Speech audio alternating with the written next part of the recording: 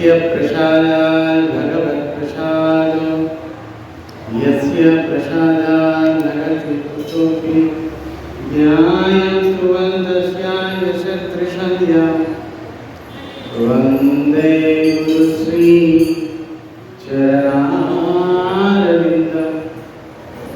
नामश्रेष्ठं मनुमपि सचिपुत्रमत्रस्वरूपं रूपं तस्याग्रजं मुरुमुरीं मातुरीं गोष्ठवाटी राधाकुन्दं गिरिवरमहं राधिकामाधवस्यां प्राप्तो यस्य विदितकृपया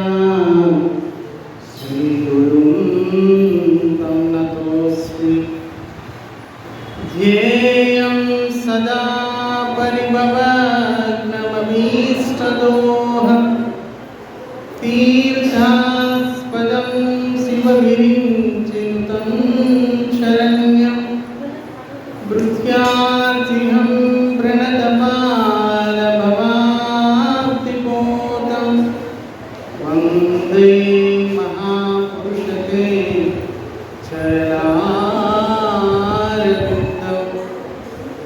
विश्वसर्गविसर्गाणि नवलक्षणलक्षितं श्रीकृष्णाख्यं परं धाम जगदामनमामितं वागीशायस्य वदने लक्ष्मीर्यस्य च वक्षसि यस्यास्ते हृदये संवित् तं नृसिंहमहं भजे नारायणं नमस्कृत्य नरं चैव नरोत्तमं देवीं सरस्वतीं व्यासं ततो जयमुदीरयेत् वाञ्छाकल्पतरुभ्यश्च कृपा सिन्धुभ्यैव च पतितानां पावनेभ्यो वैष्णवेभ्यो नमो नमः भज श्रीकृष्ण चैतन्य प्रभु नित्यानन्द श्री अद्वैत गदाधर श्रीवासादि गौरभक्तवृन्द हरे कृष्ण कृष्ण कृष्ण हरे हरे हरे राम राम राम हरे हरे हरे कृष्ण कृष्ण कृष्ण हरे हरे हरे राम राम राम हरे हरे श्री श्री राधा गोपीनाथ स्वामी श्रीमती चैतन्य महाप्रभु वाరు श्री जगन्नाथ स्वामी श्री गुरुदेव श्री गोपाल वाరు పూజ్యవాది స్వామి భక్తివేంద్ర వారు అందరి యొక్క విశేషమైన అనుగ్రహం వల్ల అత్యంత పవిత్రమైన ఈ స్నాన పౌర్ణిమ రోజు విశేషమైన లీలలు శ్రీ జగన్నాథ స్వామి గురించి ప్రవచించడానికి మాకు శ్రవణం చేయడానికి మీ అందరికీ కూడా ఈ సద్భాగ్యం అరే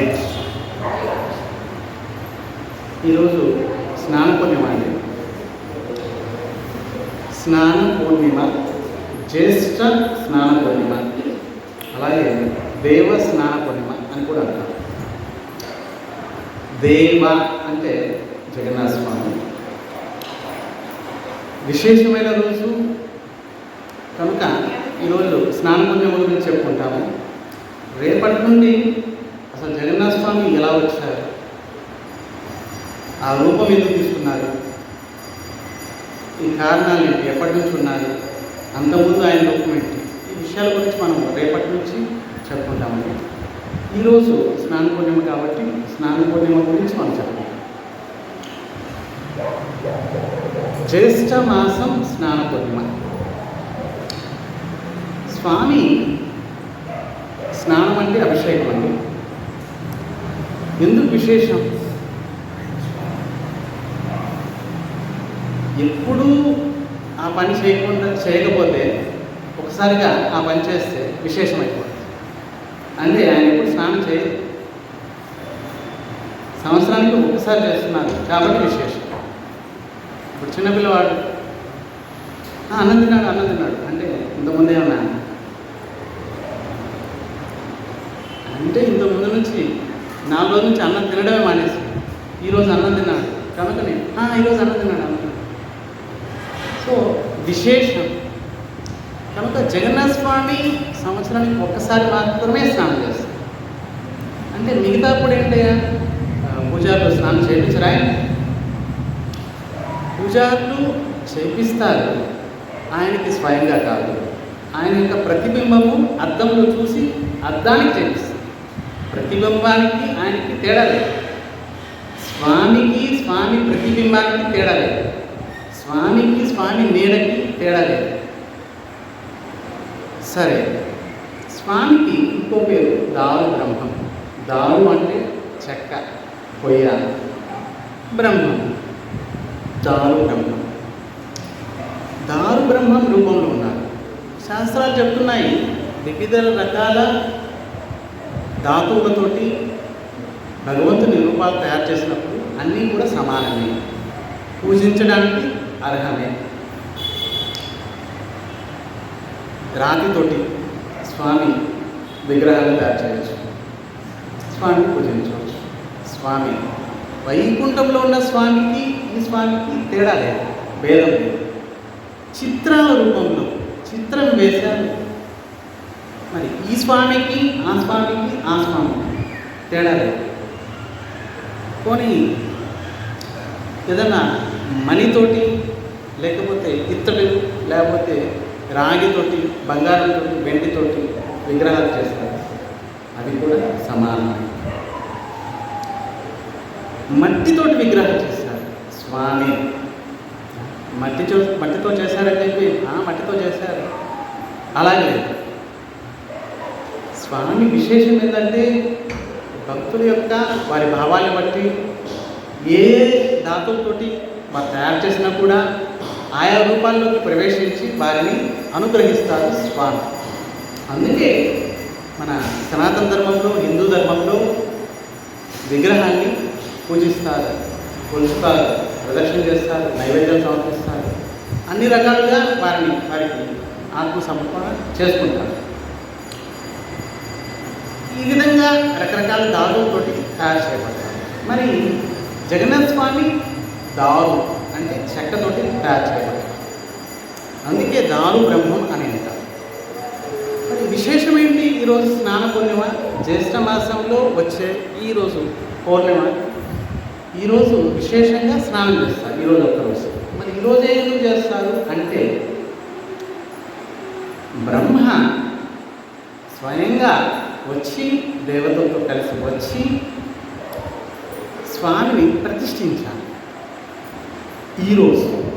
ఈరోజు నుండి స్వామిని ప్రతిష్ఠించి పూజలు మొదలుపెట్టాలి.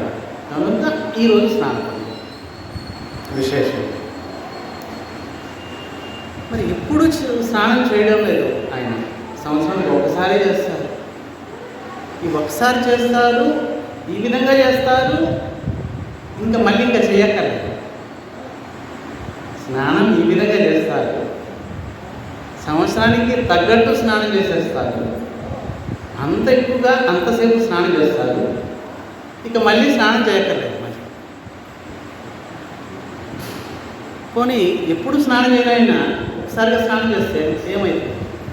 జ్వరము, తలనొప్పి అన్నీ వచ్చేస్తాయి. మరి ఈ రోజు నుంచి అంటే రేపటి నుంచి స్వామి దర్శనం ఇంకా ఒక 15 రోజుల వరకు ఉండదు. ఎందుకంటే ఒంట్లో బాగలేదు. ఒంట్లో ఎందుకు బాగలేదు? పాపం ఎప్పుడు స్నానం చేయలేదు, ఒకసారిగా స్నానం చేస్తారు. ఇలా వర్షంలో రోజు తడుస్తున్నామా?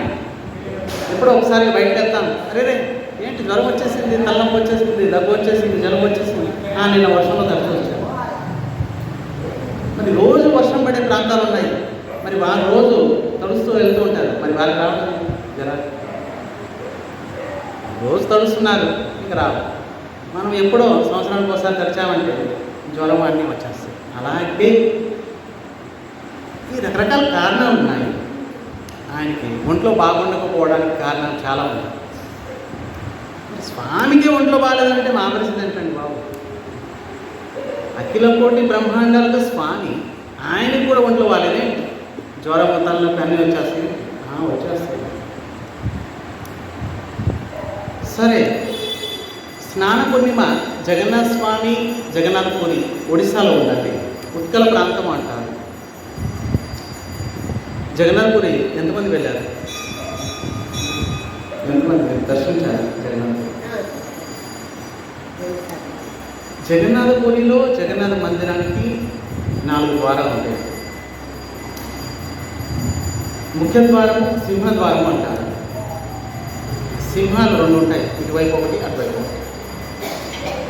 అలాగే మీద వ్యాఘ్రద్వారం అంటారు, పులులు ఉంటాయి. అశ్వద్వారం అంటారు, గుర్రాలు ఉంటాయి, ఏనుగులు ఉంటాయి. ఇలా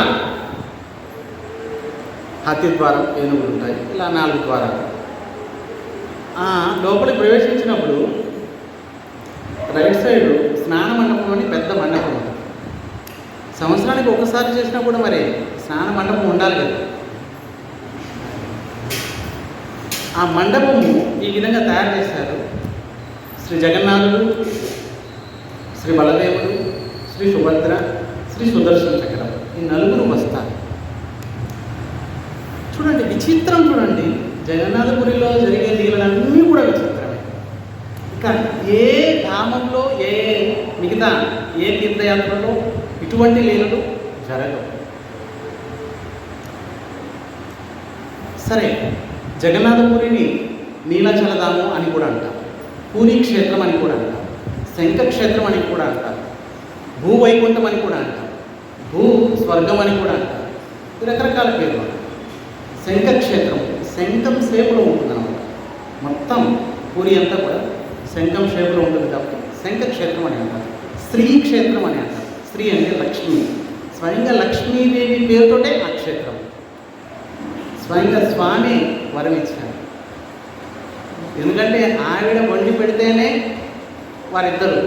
ఇద్దరు బ్రదర్స్, బలరాముడు, జగన్నాథుడు, వారు తింటారు.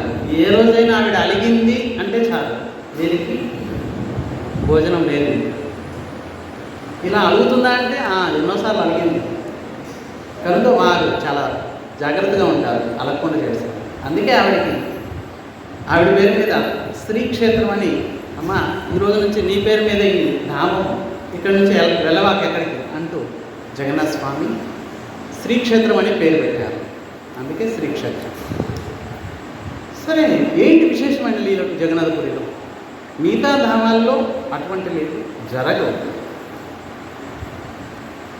కొన్ని చెప్పుకున్నాను. జగన్నాథ స్వామి 2 విగ్రహాలు ఉంటాయండి ప్రతి మందిరంలో. మూల విగ్రహాలు, ఉత్సవ విగ్రహాలు. మూల విగ్రహాలు కథపరు జరగవు, తీసుకెళ్ళరు బయటికి ఎక్కడికంటే. మూల విగ్రహాలు అలాగే ఉంటాయి, ఎలా ప్రతిష్ఠించారో అలాగే ఉంటాయి, కాస్త కూడా జరగవు మూల విగ్రహాలు. ఉత్సవ విగ్రహాలు ఉంటాయి. ఉత్సవం సమయంలో అవసరమైతే బయటకు వస్తూ ఉంటాయి, ఊరేగింపు చేస్తుంటారు, ఏదైనా ఉయ్యాలోత్సవం, ఏదైనా రకరకాల ఉత్సవాలు చేస్తూ ఉంటారు. మళ్ళీ లోపల ఇవి ఉత్సవ విగ్రహాలు ప్రతి మందిరాల్లో ఉంటాయి. కానీ జగన్నాథ మందిరంలో విశేషం ఏంటంటే జగన్నాథ స్వామి స్వయంగా బయటకు వచ్చేస్తారు. అంటే ఇంకా లోపల ఎవరు ఉంటారా? ఖాళీగా ఉంటుంది. స్నానయాత్ర ఈరోజు స్నానం చేయడానికి స్వయం వచ్చేస్తారు, బయటకు వచ్చేస్తారు. మరి గర్భగుడిలో ఎవరంటారు? తాళం వేసేస్తారు. రథయాత్ర సమయంలో 9 రోజుల కోసము మెయిన్ మందిరం నుంచి గుండిచా మందిరం వెళ్తారు. మరి ఈ 9 రోజులు పూర్తిగా ఖాళీ చేసి వెళ్ళిపోతారు. ఆయనకు ఒక పెట్టి కూడా ఉంది, అంటే లోపల బట్టలు అలంకరణ అన్నీ పెట్టుకోవడానికి. ఆ పెట్టె సహితము రథయాత్ర ఆ రథంలో పెట్టుకొని వెళ్తారు, బయలుదేరుతారు. ఇంకా మందిరం లోపల ఎవరుంటారు? గర్భగుడి ఖాళీ, బయట తాళం వేసేస్తారు. మరి ఆ 9 రోజులు ఇక్కడ దర్శనం లేదు, అక్కడ గుండిచా మందిరం. మరి 15 రోజులు దర్శనం లేదు. మరి ఆయన అక్కడ చేసే లీలలన్నీ కూడా చాలా విచిత్రం. సరే, ఈరోజు స్నానం చేయించడానికి ప్రత్యేకంగా దైతాపతులు అనే వాళ్ళు ఉంటారు. 2 రకాలు పూజించే వాళ్ళు ఉంటారండి. చూడండి విచిత్రం, మిగతా ధామాలకి ఈ ధామాలకి, మిగతా అన్ని చోట్ల ఎన్ని ధామాలు ఉన్నాయి, పుణ్యతీర్థాలు ఉన్నాయి, బ్రాహ్మణులు మాత్రమే పూజిస్తారు. బ్రాహ్మణులు మాత్రమే స్వామి విగ్రహాన్ని స్పర్శ చేస్తారు. బయట వాళ్ళు బయట నుంచి దర్శనం చేసుకుంటారు. కానీ విశేషమైన పూజల్లో దైతాపతులు అనే శబరి జాతి వారు అడవుల్లో ఉంటారు, కొండ జాతులు. వారిని అనుగ్రహించారు స్వామి. వారి వంశంలో వచ్చే వారందరూ కూడా స్వామిని సేవిస్తూ వస్తున్నారు కొన్ని కోట్ల యుగాల నుంచి. ఇప్పుడు ప్రస్తుతం కూడా వారి సంతానమే ఇప్పుడు సేవిస్తుంది. వారిని దైతాపతులు అని అంటారు. ఈ స్నాన మండపానికి తీసుకురావడానికి వారే తెస్తారు, బ్రాహ్మణులు కాదు. కేవలం సంవత్సరం అంతా పూజ చేస్తారు బ్రాహ్మణులు. పూజ చేస్తారు స్వామిని ఎత్తడానికి, దించడానికి, స్వామి తీసుకెళ్ళడానికి, ఇంకా మిగతా సేవలకి వీళ్ళు దైతాపతులు. సరే, ఈ దైతాపతులు ఏం చేస్తారంటే ఈ స్నానయాత్రకి ముందుగా స్వామి వేసుకునే బట్టలు స్పెషల్గా ఉంటాయి. ఈ స్నానయాత్ర స్వామికి కట్టే వస్త్రాలు కానీ ఆ తాళ్ళు కానీ వారు స్వయంగా తయారు చేస్తారు. శ్రీమందిరం లోపల, బయట నుంచి వెళ్తారు. ఆ బట్టలే వేస్తారు, ఆ తాడుతోటి స్వామిని గట్టిగా కడతారు. మరి స్వామి చూడండి, ఇంత పెద్ద విగ్రహం, ఇంతమంది మోస్తేనే ఆ విగ్రహము కదలగలదు. జగన్నాథ స్వామి చూసుకుంటారు, ఫోటోలో చూసుకుంటారు, అంత పెద్ద స్వామి. ఉత్సవ విగ్రహం అయితే చిన్నది ఉంటుంది, బయటికి లోపలికి వెళ్ళచ్చు. అని ముఖ్యమైన విగ్రహం. లోపల స్వామి బయటికి రావాలంటే ఎంతమంది పట్టుకోవాలి, చాలా వరకు. సో జగన్నాథ స్వామిని ఆ తాళ్ళతోటి కట్టి తీసుకొస్తారు. మధ్య మధ్యలో ఊగుతూ వస్తారు స్వామి. ఉత్సాహం, ఎందుకంటే సంవత్సరం అంతా లోపల ఉన్నారు స్వామి, బయటకు వెళ్ళలేదు. ఎలా చిన్నపిల్లవాడిని ఈరోజు స్కూల్ లేదు అంటే ఇష్టం వచ్చినట్టు ఆడుకోమంటే ఇంకా ఎంత ఆనందం ఉంటాడు వాడు, స్వతంత్రం వచ్చినట్టు. మరి అలాగే జగన్నాథ స్వామి అత్యంత ఉత్సాహంగా వస్తారు, ఊగుతూ వస్తారు. ప్రాసెసింగ్ ఆ విధంగా తీసుకురావడాన్ని పొహండి అని అంటారు. పొహండి స్వామిని మెయిన్ గర్భగుడి నుండి బయటికి తీసుకురావడాన్ని పొహండి అని అంటారు. తీసుకొస్తారు స్నాన మండపానికి. నలుగురు ఉండడానికి కావాల్సిన ప్లేస్ ఉందన్నమాట స్నాన మండపం. మరి ఈ విధంగా స్నాన మండపం ఉంది.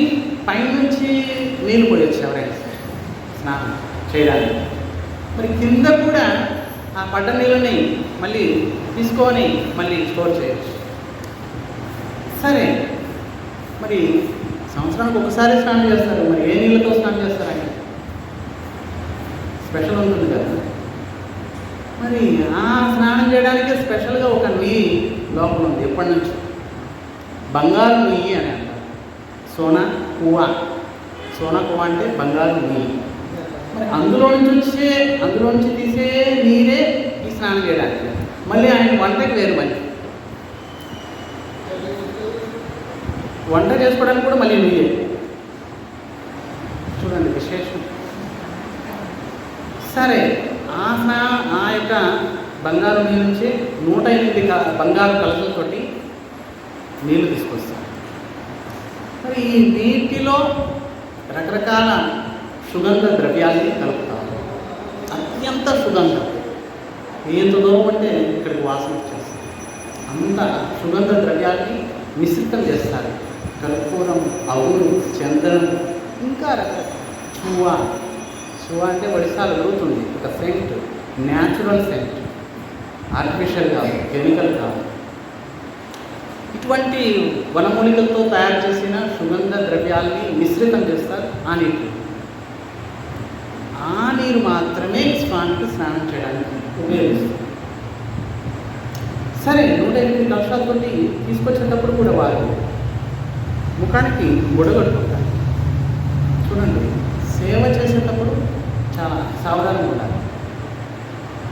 బై ఛాన్స్ దగ్గు రావచ్చు, తుమ్ము రావచ్చు, లేకపోతే ఏదైనా పడవచ్చు. చెప్పలేం కదా. మొత్తం కట్టేసుకుంటారు. ఇలా కట్టేసుకొని నైవేద్యం తీసుకెళ్ళేటప్పుడు కూడా సేమ్ అంతే. ఆ నీళ్ళు తీసుకొస్తారు.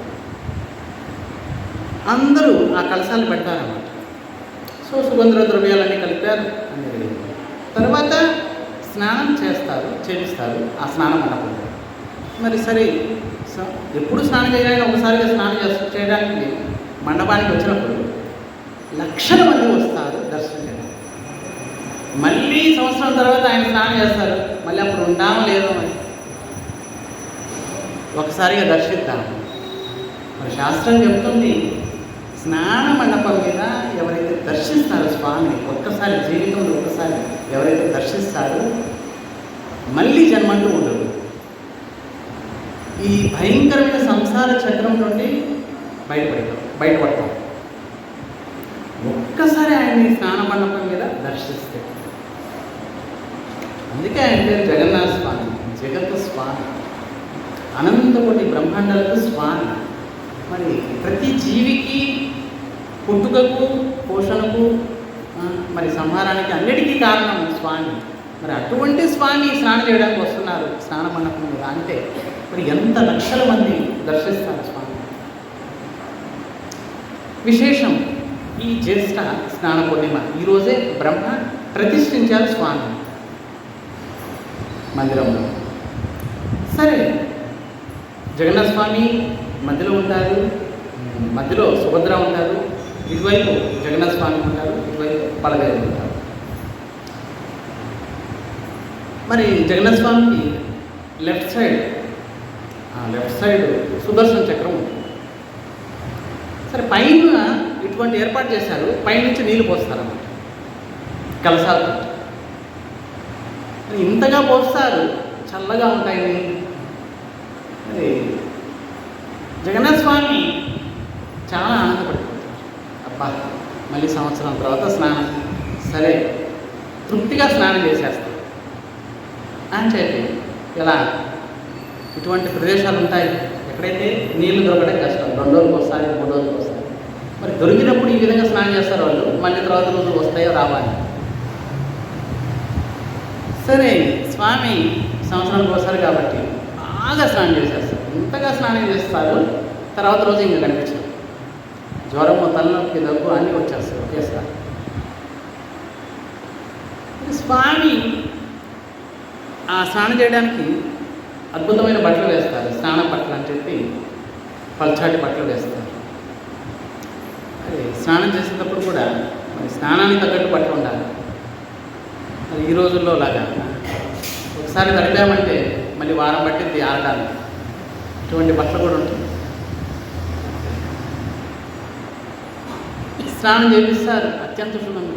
మరి స్నానం చేసేటప్పుడు చూడండి, దారు బ్రహ్మం కదా ఆయన. మరి రకరకాల ఆయన కళ్ళు చూశారు, పెద్ద పెద్ద కళ్ళు ఉంటాయి. ఆ రూపం గురించి మనం రేపు చెప్పుకుంటాం, అసలు ఆ రూపం ఎందుకు తీసుకున్నాం. సరే, స్నానం చేసేటప్పుడు మరి అంగురాగా అంటారు. ఆ యొక్క చిత్రాలు, ముఖం మీద ఉన్న కళ్ళు, ఆ తిలకము, ఆ ముక్కు, ఆ నోరు, ఇవన్నీ కూడా అంగురాగులు అని అంటారు. ఇవన్నీ కూడా సహజ సిద్ధమైన రంగులతోటి అలంకరించారు స్వామిని. ఒకసారిగా నీళ్లు పడగానే, ఒకసారి అంటే 108 కలశాలు నీళ్ళు మరి ఇంతగా పోస్తూ ఉంటారు. రెడీగా అన్నీ ఉన్నాయి, ఒకరి తర్వాత ఒకరు వస్తూ ఉంటారు. ఉండండి అన్నా కూడా వస్తూ ఉంటారు.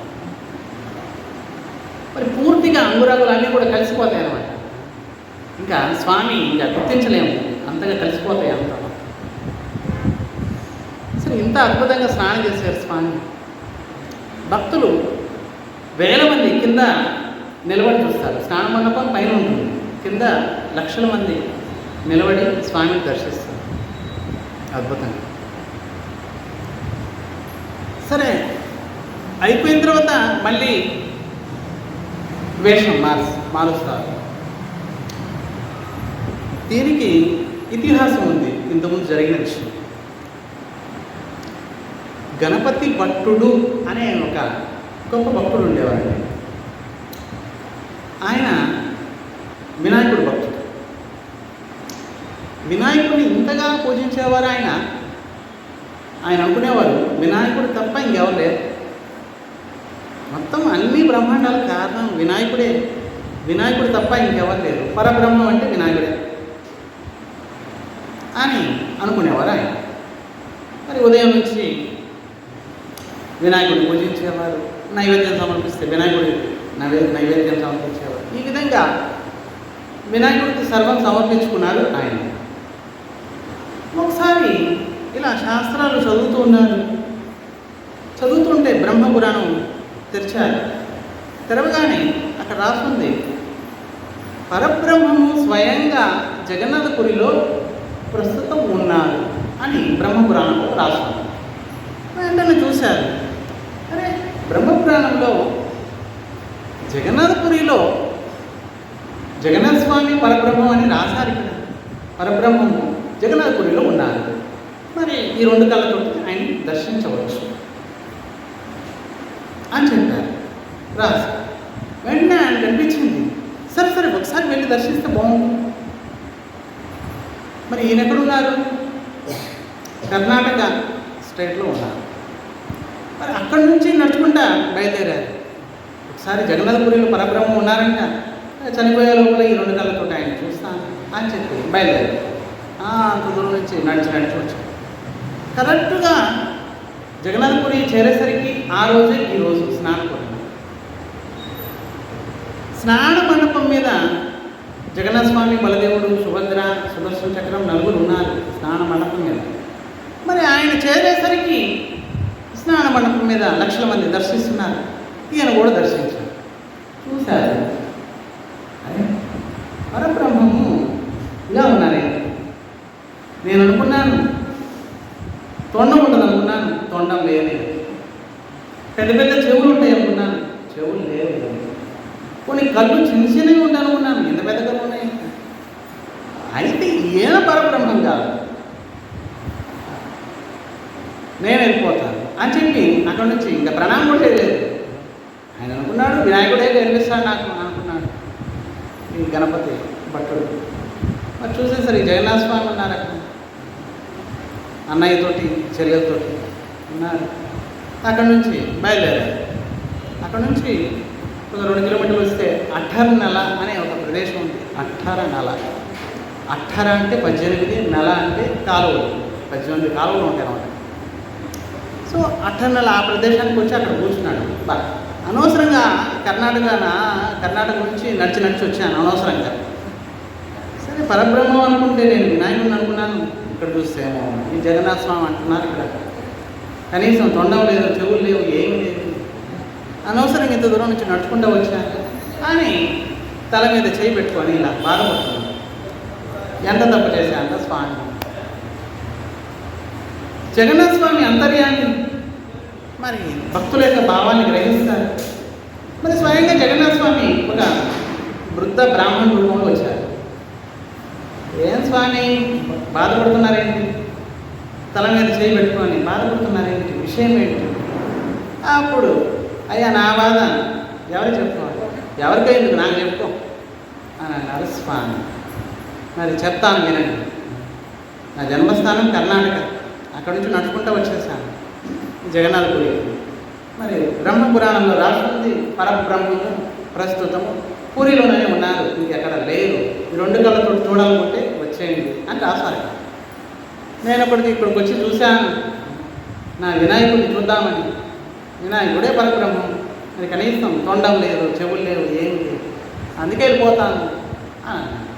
భలేవారు స్వామి, మీరు సరిగ్గా చూసారా లేదా? స్వామి చూశాము, ఇంకోసారి చూడండి.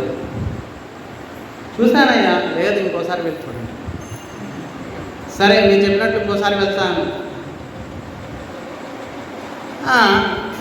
గణపతి భట్టుడు బయలుదేరారు మళ్ళీ దర్శనం.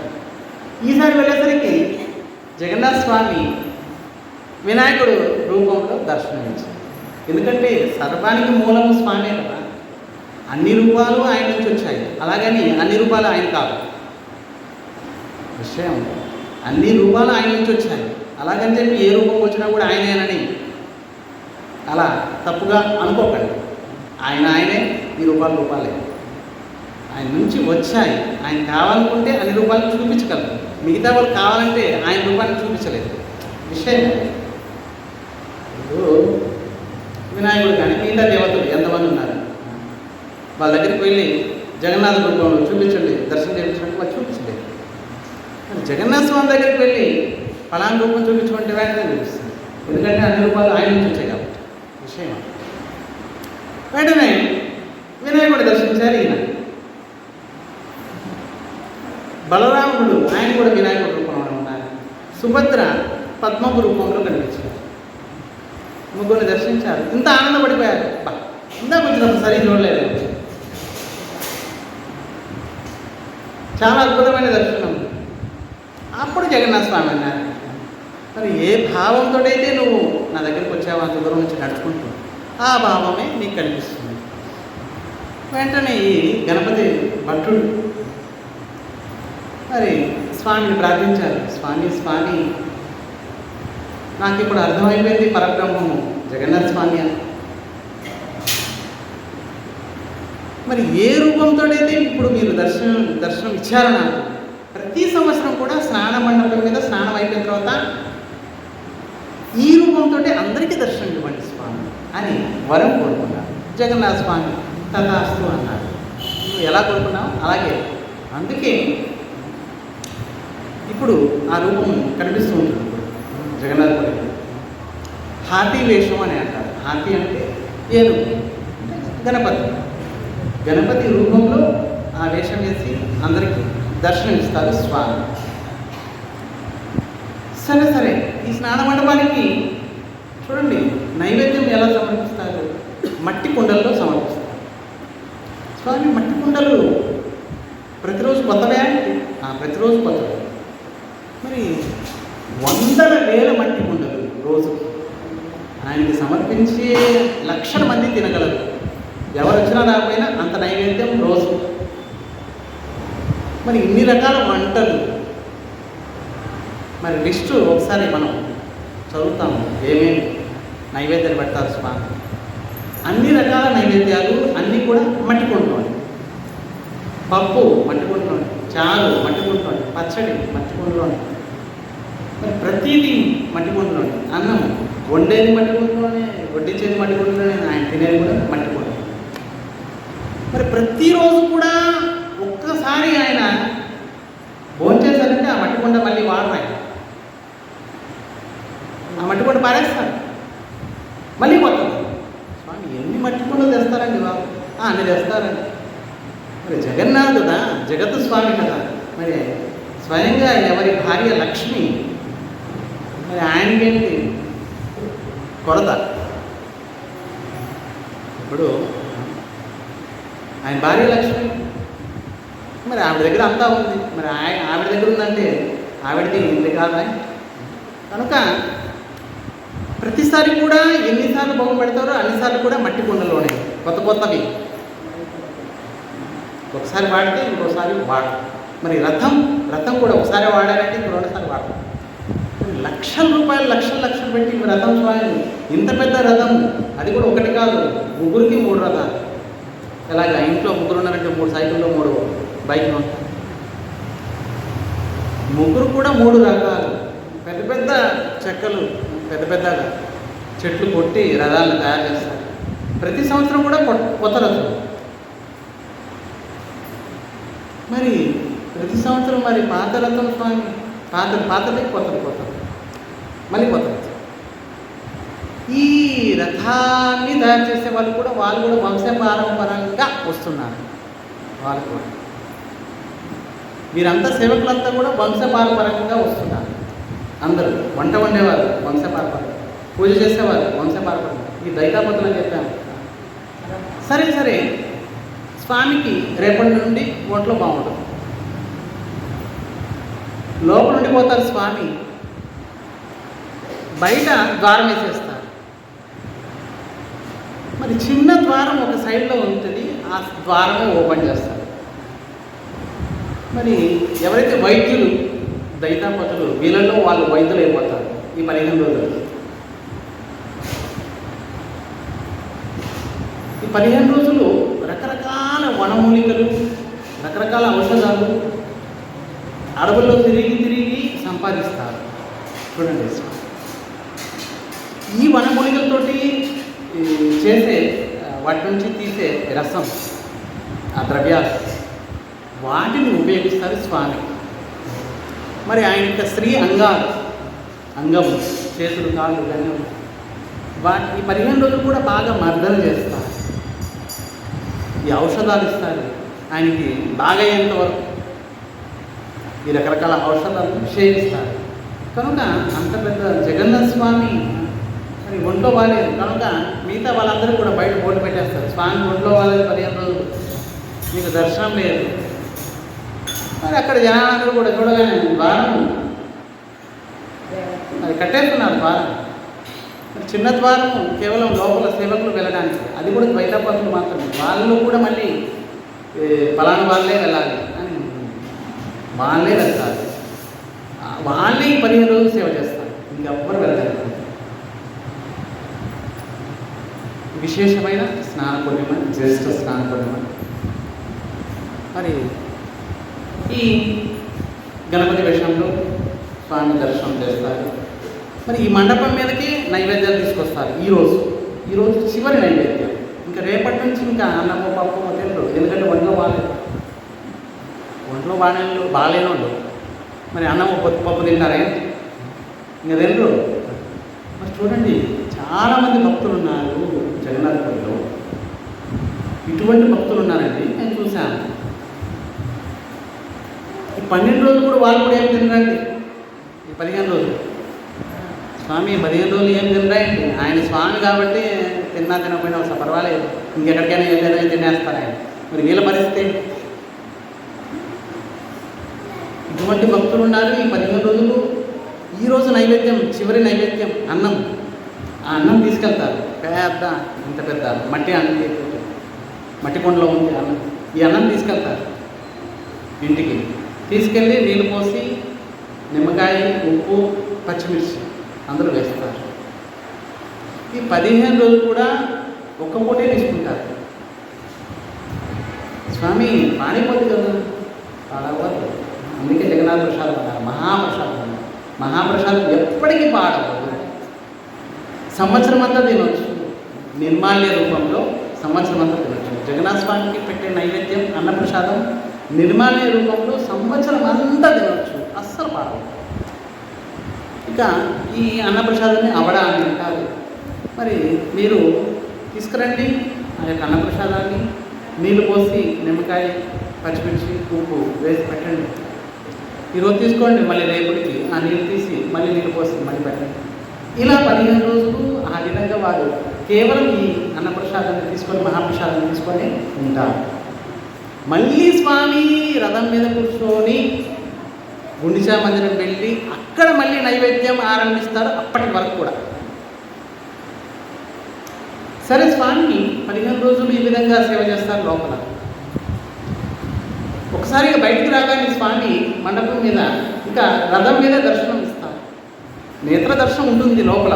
ఒకసారి నేత్ర దర్శనం అని అంటారు, నేత్రోత్సవం అని అంటారు. నేత్రాలంటే కళ్ళండి, కళ్ళకి ఉత్సవం. కళ్ళకి ఉత్సవం ఎప్పుడు? స్వామిని దర్శించినప్పుడే కళ్ళకి ఉత్సవం. మరి భౌతిక జగత్తును దర్శించినప్పుడు కళ్ళకి ఉత్సవం లేదు. ఈ కళ్ళకి కేవలం స్వామిని దర్శించినప్పుడు మాత్రమే ఉత్సవం. అలాగే నవ యవ్వన వేషము అని అంటారు. యవ్వన వేషం. నవ అంటే కొత్త, యవ్వనం అంటే ఈసారికి స్వామి ఎలా వస్తారంటే అన్ని వనమూలికలు, ఔషధాలు అన్నీ సేవించి మరి జ్వరము, తలనొప్పి అన్నీ పోయాయి. ఇప్పుడు ఎంత ఫ్రెష్గా వస్తారంటే మరి 16 సంవత్సరాల కుర్రవాడికి వచ్చేస్తారు. మరి అందరికీ భక్తులకి ఉత్సాహం కలిగించడానికి ఇంకా నేత్రోత్సవం అని కూడా అంటారు. నేత్రాలకి ఉత్సవం. యస్యాననం మకరకుండల చారుకర్ణ ప్రాజంకపోలశుభగంశ విలాసహాసం నిత్యోత్సవం నృషి వివంత్యో నార్యా నరోక్షముదితాకుదితాన్ని నేర్చ.